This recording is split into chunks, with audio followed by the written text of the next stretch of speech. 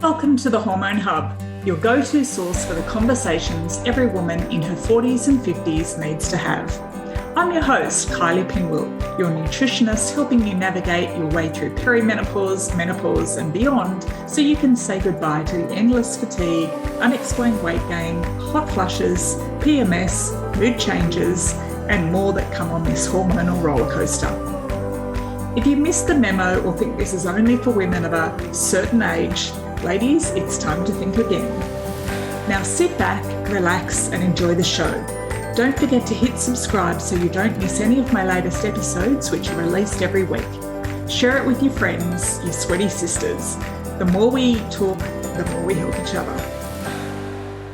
Hello, everyone, and welcome back to the Hormone Hub. It is so great to have you here. And I want to have a big shout out to all of my listeners. I when I started this podcast, sort of thought, oh, well, it'll be a bit of fun and there might be a handful of, clients who listen. Now, what I didn't realize was actually how many of you are listening, which, blows my mind. It truly does. And I really appreciate, the beautiful feedback. I've had some lovely emails, some lovely messages. I've met women in person who are enjoying the podcast and it just sort of gets me excited and it makes me want to keep going. So yeah, big shout out to the nurses at Kawana Hospital. I've heard that there's quite a few of you listening in, which is fantastic. So, and look, if there's any particular topic that you'd love me to cover, I will talk about just about anything. So happy to cover anything that you have been wondering. All right, so let's jump into today's episode. So we're going to have a look at the hormone that's driving weight gain when you're in your 40s and 50s. So, and I'm talking about weight gain because that is sort of like one of the biggest bugbears of so many women that I work with. Now, even if weight loss isn't one of your issues, certainly listen in today because, this sort of can certainly apply to you from a health perspective as well. Alrighty. So as our estrogen and progesterone levels start to fluctuate, and then, in our 40s, and then once we hit 50, our body naturally produces less, our body becomes more sensitive to signal a key fat storage hormone. Okay. So this particular hormone is insulin. All right. So insulin can either tell our body to burn fat or tell it to store fat. And then, because we've lost that sort of resistance to it, or we're a bit more sensitive to it, it's more likely that for the first time for a lot of women, you're putting on weight. Some women really notice that they've always carried weight in their bum and their thighs, and then all of a sudden they're carrying it around the middle. Okay, so this is, insulin is a big driver of this. So our body is undergoing the biggest change since puberty. So this in itself can leave us feeling exhausted, waking up in the night, cranky, reaching for sugar, chocolate, wine, cheese, just to keep you going through a busy day. And how your body burns fat or not has completely changed. If you're going low carb, keto, if you're doing crazy long fasts, restricting your calories, it may have worked for you back in your 30s. But now that you've hit your 40s and 50s, this is the fastest way to, hit a plateau, zap your energy, leave you feeling exhausted or, gaining weight. To say the very least, once you hit your 40s and 50s, regaining your energy and shifting that weight requires you to work with your hormones. Okay, so maybe, some of you might be in shock from a recent health scare. Maybe your GP's suggested medication, which you're not entirely sure about. And a lot of women are, for the first time in their lives, put in a compromised health category. Okay, so, and we need to take action. And what I want to do is sort of, don't be scared, don't be confused. If diets haven't worked for you in the past or you haven't been able to stick to them, don't panic. I've got you. All right. So our goal here, when our GP might have mentioned, insulin sensitivity, insulin resistance, or just if you've noticed it, our goal is to reverse this, either prevent or reverse this insulin resistance. And we also want to lose that abdominal weight, so that belly fat. Now, conventional treatments are, reduce calories. Okay, now I'm just going to bust this myth right here and now, because this is based on the faulty assumption that high insulin is the result of abdominal obesity. Okay, so because you're carrying belly fat, you are more prone to insulin resistance. Now, let me say this is not the case. There's growing evidence to show that abdominal weight gain is the result of insulin resistance. So it's kind of like the cart before the horse. So because we have insulin resistance, this is why we're putting on weight around the midsection. So when we're told to lose weight, it's actually not particularly helpful. All right. Now, you might also, like if you've been diagnosed with insulin resistance, you might have been prescribed, common medications, which is, something along the lines of metformin. Okay, so this is all well and good, but what happens is a lot of women are sort of put onto medications like this, and they're never told how long for. Or, they're always tested when they're on the medication. So, of course, their levels then start to improve. So one thing to be sort of mindful of with something like metformin is always ask, well, how long do you need to take it for? And also be aware that it can cause digestive issues and also a B12 deficiency. So if you're low in energy, and you're taking metformin, it's worth just getting that B12 checked. It's something that we want to keep an eye on. Okay, so what are the signs of insulin sensitivity? Okay, so first up, it's that increasing weight and storing fat around the middle. Okay, so we ideally have a waist circumference under 80 centimeters. So I always measure around the slimmest part of your waist. So we want that to be 80 in an ideal world. Now, we've got a bit of a grey area, which is totally fine. And if you're over 85 centimetres around the waist, it does put you in a higher risk category for insulin sensitivity.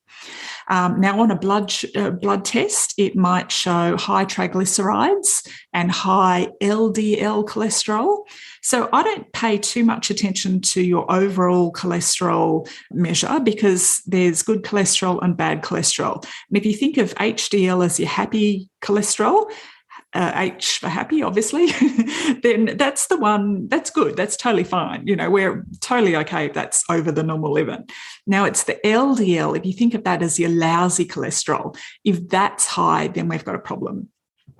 Another high reading that indicates insulin sensitivity is HbA1c and fasting insulin, elevated liver enzymes. So we also want to have a look at, you might have done a glucose tolerance test. That on its own doesn't really tell us much. So we want to have a look at the actual insulin tests as well. And then, we've got this beautiful, very unsexy term called fatty liver. This all used to be called non-alcoholic fatty liver disease. And this fatty liver comes about, usually it's diagnosed by ultrasound and also blood tests. And it's good to know that it's not always alcohol. It can also be poor digestion. It can be, if you've had your gallbladder removed. It could be, you've got high levels of fructose in your diet. Now, I'll go into fructose in a sec, but, fructose, this is not from fruit, okay? So it'd be things like, your high processed corn syrups, things like that, processed sugars, vegetable and processed oils, certain medications can cause fatty liver, and then also that insulin resistance. So you've got this sort of vicious cycle where insulin resistance can make fatty liver worse, and fatty liver makes insulin resistance worse. So we really want to get in and look after and support that liver as well. So the good thing is, they're all the sort of the markers and things to look for, but what we want to do, and all of those are totally reversible with diet and lifestyle. Okay, so this is what we want to do instead. We want to improve your sensitivity to insulin. So even if you haven't been diagnosed with anything, you've just noticed a little bit of weight going on around your midsection, this is where, all of these things counts to improve that insulin sensitivity. So first up, we want to have a look at, overcoming our cravings, because that fluctuating blood sugar and cravings often go hand in hand. So things like craving bread, sugar, cheese, dairy, chocolates, even meat for some women, can show that sign of, that insulin sensitivity. Now, just know that insulin resistance causes cravings. So it's a biochemical response. And, a lot of women have a lot of guilt, a lot of shame sort of around these, cravings and when they give in to them. But just it's not your fault, and there's a lot we can do to overcome these cravings. Now, first up, know that they will subside. Cravings don't last forever. And also, too, our taste buds will change over time. So we can desensitize ourselves to that super sweet, taste. All right, so how do we do this? Just with food, if we have a look at what's on our plate, what we want to do is we want to pull in protein and healthy fats. And if we think of these as the anchors to our blood sugar, they fill us up, they, keep us feeling full for longer, and they don't spike our blood sugar up as much. So protein, so things like, meat, chicken, fish, legumes, tofu, if you're plant-based. So they're, just quick examples. And healthy fats are, our plant-based fats or fats that occur naturally. So avocados, nuts, seeds, olive oils, coconut oils, off the top of my head, yeah, there's a few. And then we still want to have, enjoy our carbs as well. So if we think, if insulin sensitivity and weight loss is a goal, we do need to be mindful of our portions. But if you think of carbs, the healthy carbs as being plant-based, so our sweet potato, our pumpkin, our, legumes, our brown rice, quinoa, things like that. The carbs we want to stay away from are carbs in packets, but, those plant-based carbs, totally okay. But do watch your portions if that, insulin sensitivity is an issue. Having enough fiber. So fiber, is like a broom for our bum. It keeps everything moving. And if you think of it, it just gives everything a good sweep out. So this is where, particularly that fatty liver, we want that fiber to kind of all the goodness goes and cleans it all up, mops it all up. So yeah, definitely we want to get onto that. So other things that can help is, there's a lot of talk and a lot of connection between intermittent fasting and insulin sensitivity. But let me tell you, ladies, that 12 hours is more than enough, okay? Because don't forget, and I've talked about this before, we've got that double whammy of our stress hormones lurking in the background. So what we want to do is make sure that, we're not putting our body under more stress, so you can get the benefits of intermittent fasting. And what this does, just with a 12-hour fast. So if you finish dinner at 7 o'clock at night and you have breakfast at 7 o'clock in the morning, that is plenty, because what we're doing here is we're giving your digestive system a break. We're giving your liver a break. Everything gets a bit of time to repair, replenish, restore. So 12 hours is enough for, that in your 40s, in your 50s sort of age group. Don't skip meals, because when we start to skip meals, this is where we get those spikes and those big crashes in our blood sugar. Focus on sleep. So sleep, when we're not sleeping well, our blood sugar is imbalanced right from the get-go. So this is where we tend to crave carbs, crave sugar. We lose that, our hormone that tells us that we're full. So leptin, the signaling there doesn't work as well. So we really need to focus in on how can we improve our sleep. We can certainly have, support our blood sugar with some, good quality supplements. So nutrients to look out for. Magnesium, chromium, are two that sort of come to mind. But we want to make sure they're in a therapeutic dose to actually make a big impact. And, any liver support that you're doing as well. So we want to improve that insulin sensitivity, we want to either reduce or eliminate soft drinks and sodas. Like this seriously can have the biggest impact. Like if you are drinking a can of Coke a day, or more than one a day, the quickest way to get sugar into your bloodstream is through drinking it. So soft drinks, sodas, juices. So we want to reduce or eliminate those as much as we can. Now, this includes all of our artificial sweeteners. So our brain tells our body that we've had a sugar hit and it releases insulin. So all of your chemical sweeteners, your aspartames, NutraSweet, all of those things impact your blood sugar. So even if you think you're doing the right thing with the diet soft drinks, they're just as bad as the real thing. All right, so we want to have a look at cakes, biscuits, all our desserty type foods, any ultra-processed sweet foods. Now, what it's okay to have in place, because it's all, well and good for me to say, all right, you need to stop doing this, this, and this, but, what can we have? So it's okay to have fruit.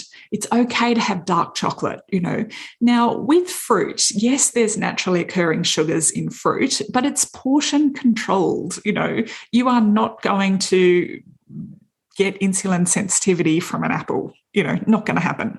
So all fruit is fine, okay? So we want to sort of curb it to 2 to 3 pieces of fruit a day. And, if this is something that you're, concerned about, the best fruits to pick are berries, any type of berries, it really doesn't matter, or citrus fruit is quite good as well.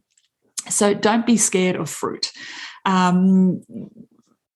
Cacao can be your friend if you're a chocolate lover. So dark chocolate, if you can have, again, we can't go berserk, but we can cap it at sort of 1 or 2 little squares of, if we're looking at dark chocolate, ideally over 70% dark chocolate. But, what I have sort of most afternoons, about 3 o'clock, 4 o'clock, when there's sort of that little dip in my energy levels hits, I have, a tablespoon of cacao in hot water and a couple of drops of stevia. So if you are looking for something as a sweetener, stevia is fine, xylitol is fine, but ideally what we want to do is desensitize that sweet tooth. So things like cinnamon are really good. So to put cinnamon in that spoonful of cacao. Also, cinnamon tea, licorice tea is really good for killing those sweet cravings as well. This Hormone Hub episode is sponsored by our free Hormone Help Call. On the call, we'll give you some clarity around what's causing your symptoms and the 3 simple steps you can start using straight away. If you're ready to take the next step and find out how we can help you, we can talk about that too. So if you're constantly feeling tired, struggling with weight gain, PMS, mood swings, bloating, not sleeping at night, cravings, anxiety, all the things, we're ready to help. If you're ready to ditch those sugar cravings, regain your energy and shift that stubborn weight, then let us help you balance your hormones, reset your metabolism and get your confidence back so you can live the life you're meant to. The link with the details to our Hormone Help Call is in our show notes or over at kyliepinwell.com. Now, another really big one is movement. So it's one of the single best ways to improve insulin sensitivity. So it improves our glucose regulation during exercise by building muscle, and it improves insulin sensitivity even after we've exercised, so when we're resting. So you can do strength training, you can go and do it in a gym, but there's a lot that we can do at home. So we can do lunges, squats, push-ups, planks, use resistance bands, any body weighted exercise, yoga, Pilates, these all help because they're using our muscles. Now, if you are taking or considering taking menopause hormone therapy, you can have a look at, estrogen plus progesterone. So these two together can prevent or reverse insulin resistance because remember, estrogen helps that insulin sensitivity. Okay, and then progesterone also promotes healthy fat loss because it keeps our testosterone in check. It supports our sleep, which then stops those cravings. And it also, progesterone helps increase our thyroid hormone. So it's just good to be aware that, if insulin sensitivity is an issue for you, that combination of estrogen and progesterone, if you've got other hormonal symptoms, can be beneficial as well. All right. So if you are, curious to find out about how we do this with our clients, one of the first things we do when ladies come into the Well Balanced Woman program is we look at, how we can anchor their hormones. Okay, so we start off, we do an individual assessment, we put a personalised supplement plan together for you, and we also give you a personalised plate planner. So this is where we want to get those foundations right. We want to get the right balance of food at each meal to support your energy levels, to stabilise out your blood sugar and reduce your cravings. Okay, so I don't use meal plans because I find they're hard to stick to. Everyone has different food preferences and family circumstances, and food availability. So a plate planner means you can adjust your existing family meals so it's easier to fit in with your life. Okay, so we want this to be realistic for you and something you can stick to long term. All right. So if you want to learn more about how we support women in their 40s and 50s with our proven system, the Well Balanced Woman program, why don't you book in your call to find out more? Now, I'll pop the links in the show notes, and I would absolutely love to hear from you. Okay, everyone. Well, thanks for listening, and I will see you all next week. Thank you for taking the time to listen today. You can head on over to the show notes at kyliepinwell.com/podcast, where you'll find all the links, and I have a little bonus surprise waiting for you. Before we go, it would mean the world to me if you head on over to your favourite podcasts channel, subscribe and leave a review. Make sure to screenshot it, DM it to me so I can thank you personally. Then stay tuned for next week's episode. Can't wait to see you then.